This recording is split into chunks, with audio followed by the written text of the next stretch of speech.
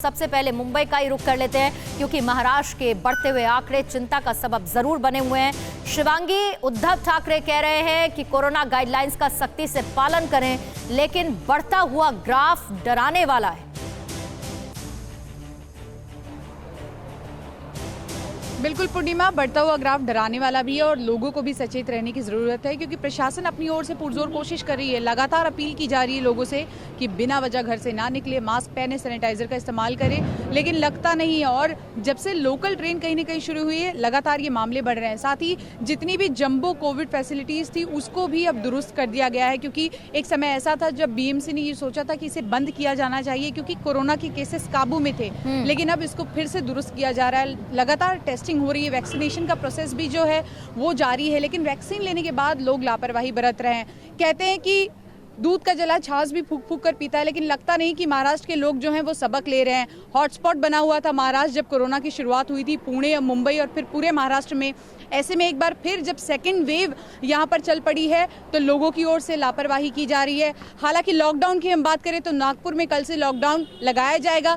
Partial lockdown कई इलाकों में लगाया गया है, नाइट कर्फ्यू है ही, पर अब लोगों को भी सचेत रहने की जरूरत है। और आपने नागपुर का जिक्र किया, शिवांगी आपने नागपुर का जिक्र किया, तो नागपुर से मेरे सहयोगी सुनील डांगे भी इस वक्त लाइव हमारे साथ जुड़े हुए हैं। सुनील, कल से एक हफ्ते के लिए लॉकडाउन की बात हो रही है। जाहिर बात है नागपुर में बढ़ते आंकड़े चिंता को भी बढ़ा रहे हैं।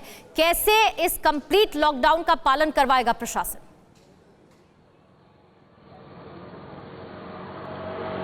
देखिए, नागपुर जो है, नागपुर शहर में जिस हिसाब से कोरोना के जो पेशेंट बढ़ते जा रहे हैं वो अगर देखा जाए तो सितंबर महीने की याद आती है जब सितंबर महीने में कोरोना का इसी तरह का कहर नागपुर में दिखाई दिया था। उसी प्रकार से अब संख्या जो है वो बढ़ते जा रही है।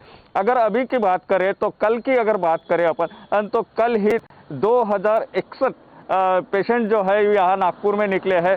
उस हिसाब से कोरोना की स्थिति जो बिगड़ती जा रही है उसको देखते हुए प्रशासन की ओर से बहुत देर न करते हुए एक हफ्ते के लिए कम से कम लॉकडाउन की बात जरूर की जा रही है।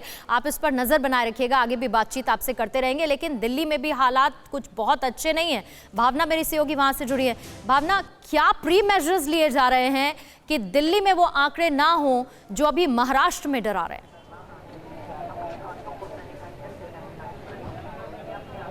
वाकई पूर्णिमा, जिस तरह से कोरोना के मामले देश भर में बढ़ रहे हैं, करीब 2.5 महीने बाद एक बार फिर से जो आंकड़े आए हैं वो 25,000 से ज़्यादा हैं। इससे पहले दिसंबर में 26,000 के आसपास केस आए थे। वहीं दिल्ली की बात करें तो दिल्ली में भी जो आंकड़े 200 के आसपास थे वो अब 400 से ज़्यादा हो गए हैं। लेकिन दिल्ली वाले लापरवाही भी खासा बरत रहे हैं। इस वक्त हम दिल्ली के सरोजिनी नगर मार्केट में मौजूद, एक तस्वीर दिखाते हैं। इससे आप अंदाज़ा लगा सकती हैं किस तरह की भीड़ मार्केटों में, पार्कों में, रेस्टोरेंट में देखने को मिल रही है। ये तस्वीर देखिए, इसमें आपको लोग नहीं, लोगों के केवल सर दिखाएंगे। आप भीड़ देखिए, इस वक्त हजारों की संख्या में लोग रोजाना यहाँ शॉपिंग करने के लिए आ रहे हैं। कईयों के चेहरे पे मास्क नहीं है, अगर मास्क है तो उनका जवाब ये है कि या तो पॉकेट में है या बैग में, और अगर लगाए रखा कोरोना अब है ही नहीं भावना, और इसीलिए बहुत ज्यादा जरूरत होती है अब भी ये महसूस करने की कि अगर सुरक्षित रहना है तो सावधानी बरतनी होगी, वरना ये आंकड़े ऐसे ही डराते रहेंगे। शुक्रिया आपका भावना, जानकारी देने के लिए। शिवांगी मेरी सहयोगी मुंबई से जुड़ी थी और साथ ही नागपुर से सुनील मेरे सहयोगी वो भी हमारे साथ लाइव थे। आप तीनों का शुक्रिया जानकारी हम तक पहुंचाने के लिए। परवाह देश की, सोमवार से शुक्रवार रात 10 बजे TV9 भारतवर्ष पर।